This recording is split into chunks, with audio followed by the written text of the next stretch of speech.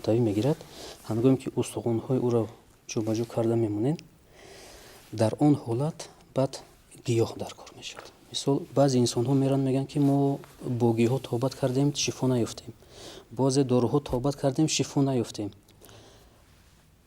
اون لحظه ستوموره بجوشتگی البته برای همین بجوشتگی هنگامی که ستوموره جوبجو کردیم عصب‌ها آزاد که شدند انا مرحمت دارو انا مرحمت گیاه انا با گیاه‌ها توبت بعد بیشتر می‌رود. الک уже میتونه همچیگر گرده دیگه عضوها با گیاه‌ها توبت کردن ممکن است. البته برای اینکه این یک مکانیزم ارگانیسم یک завод یک فابریکا یک جایش از کار موند البته تاثیرش دیگرش میرسد. برای همون بیماری های گرده مثلا سنگ گرده کدام گیاه شما میخواستید توصیه کنید که مردم ما امروز آواره نشن. مقصد اساسا ما مصلحت دادن به مردم که بیمار نشوند و راه بیماری گیرند. مرحمت حکمت الله. باز میگن که برای دریافت این گیاه ها دور نمی رویم و اون زمین های حوالی نظر می اندازیم.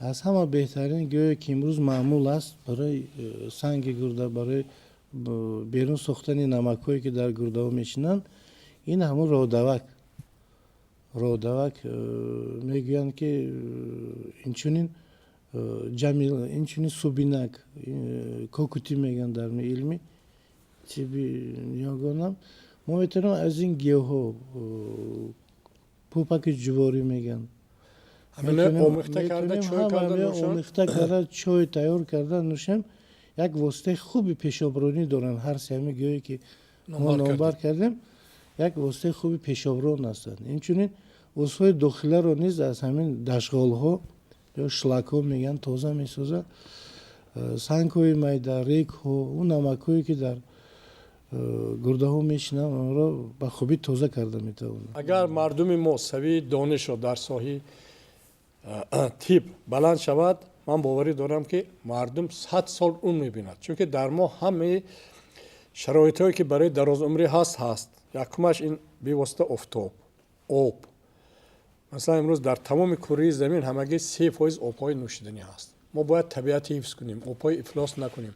انسان خودش همه چیز ویران میکنه خود انسان است. خودی پیشوای ملت محترم امام علی رحمان توجهش به تیب نیاگان ما زیاد است و تصور کنید که ما متخصصان این ساحه توانستیم که یک سیستم داریم که اون جوابگوی نه تنها طلبات های داخلی دولت ما بلکه بیرون از آن باشد و نیت آن است که ما این به سطح جهانی برداریم که در برابر تیب خیتای تیب هندوستان و دیگر تیب های جهانی رقابت پذیر باشد و این رقابت پذیری میتواند چون که 700 سال کلاسیک بود که ایجاد شده بود در تمام جهان مثلا در اروپا کتاب ابوعلی ابن سینا را 700 سال استفاده می‌بودند. این یک طرف و یک مثال دیگر ما میتوانیم بیاریم این آن است که اگر به حساب میانه در تاجیکستان که 8 میلیون هست اگر 5 میلیونی آن بگذار 3 میلیون گوییم که دارو نخرد اگر 5 میلیون در یک سال اگر 1000 سامان صرف کند برای خریدن دارو این 5 میلیارد می شود.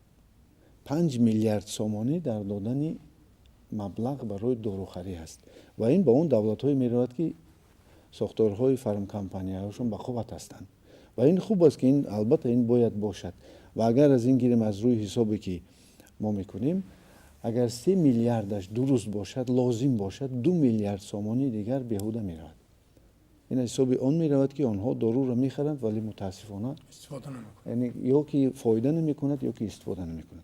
اکنون تصور کنید که همین 2 میلیارد سامانی رو ما روانه سازیم با انفراستراکچوری مثلا تیبی نیاگانمان تیبی کلاسیکی تاجیک ما می توانیم که این انشاءات ها و مرکز های برای این بسازیم که به همون نیتی که داریم رقابت پذیری به سطح جهانی شود.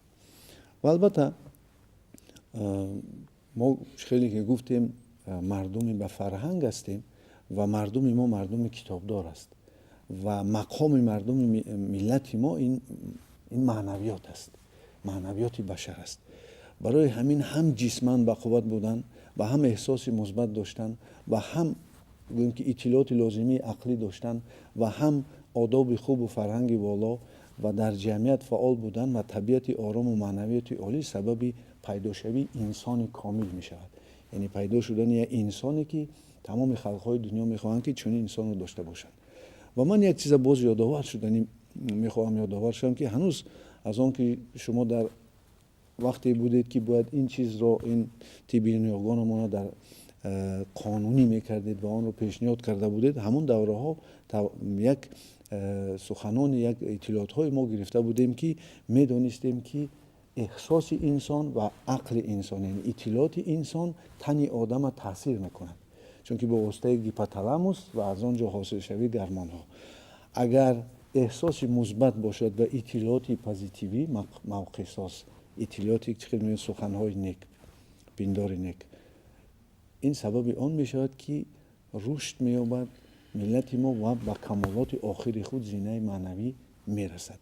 барои ҳамин эҳсоси мусбат ва иттилооти лозимӣ ҳам сабаби беҳбудии саломатии инсон ва ҳам хубии тақдири ӯ мешавад. чӣ тавре ки мегӯянд рав некӣ кун ки даҳр некӣ донад, ӯ некиро зи некувон настонад, мол аз ҳама монду аз ту ҳам хоҳад монд, он бе ки ба ҷои мол некӣ монад. дӯстони азиз, дар ҳамин ҷо мо суҳбати худро хотима медиҳем ва ин албатта аввалин суҳбати аъзоёни ассотсиатсияи касби тибби анъанавӣ мутахассисони тибби халқӣ ҳаст ки мо ҳозир қариб зиёда аз 100 нафар аъзо дорем дар Бадахшон, дар Хатлон, дар Суғд ва дар оянда мо кӯшиш мекунем ки донандагони беҳтарини тибби халқиро, тибби табииро ё ки натуропатӣ мегӯн даъват намоем, як суҳбат, як маслиҳатҳои муфид дем ва бо ҳамин суҳбати мо ба охир мерасад. ба ҳамаи шумо саломатӣ, умри дароз орзу мекунем ва саломат бошед.